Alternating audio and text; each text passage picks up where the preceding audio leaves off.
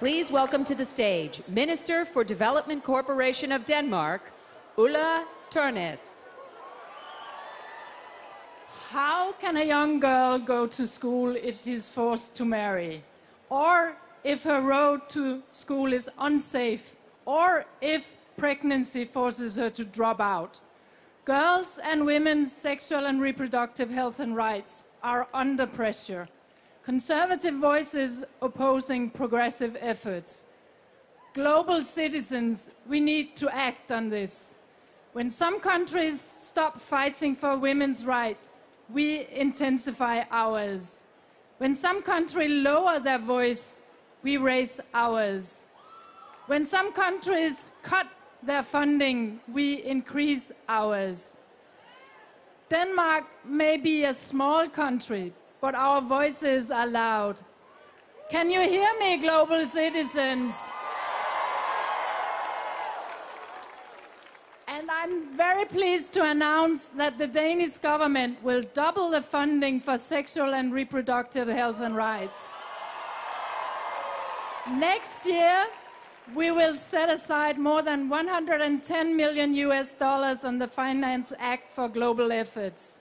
But we won't stop there, because intensifying the fight for girls' and women's rights is more urgent than ever before. I've just proposed a doubling of our funding for UNFPA global development efforts to $65 million.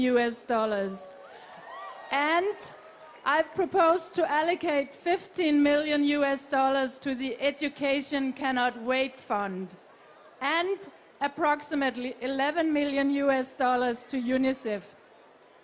Now, please welcome to the stage the former Prime Minister of Australia and Chair of Global Partnership for Education, Gillard, and Senegal's ambassador, the permanent representative of Senegal to the United Nations.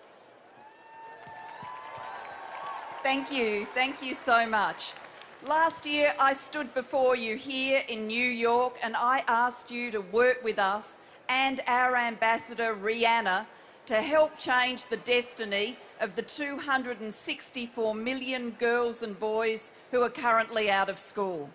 In the years since, you, global citizens, have urged world leaders nearly 300,000 times. You've been telling them to step up and make this year the year for education.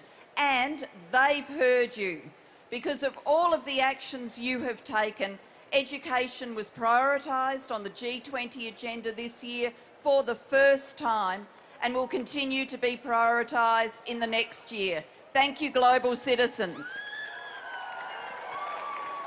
Global citizens, it is an honor indeed, a privilege to be here on this stage tonight on behalf of Senegal, a small West African country of only 14 million people in celebration of education.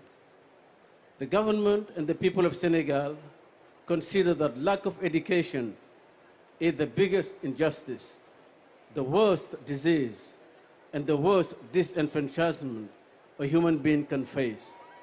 For the first time in history, G7 nation and an African nation join efforts to ensure that over 800 million people enjoy one of their most important rights, that is the right to education. It is an honor on behalf of Senegal to introduce a special video presentation by President Macron of France. Thank you.